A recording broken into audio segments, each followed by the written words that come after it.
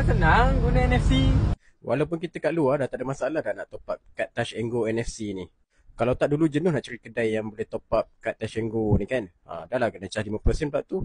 Sekarang ni kita just guna Touch and Go apps je. Touch and Go e-wallet yang korang dah download tu.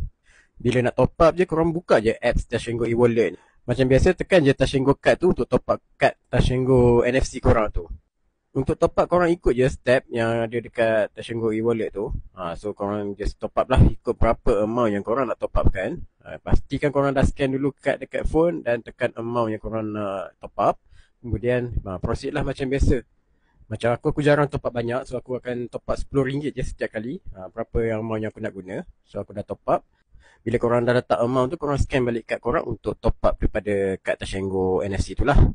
Okay, kad pun dah selesai di top up kan. So untuk check balance, korang boleh tekan je check balance dekat bawah tu. Korang tekan kat check balance, kemudian korang scan balik kad dan dia akan tunjukkan amount kad yang terkini. Sekarang ni dah ada RM20 kat dalam kad Touch and Go NFC aku tu lah.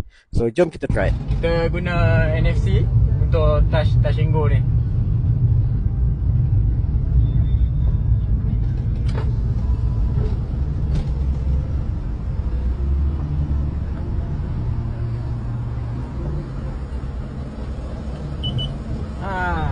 Kan senang guna NFC.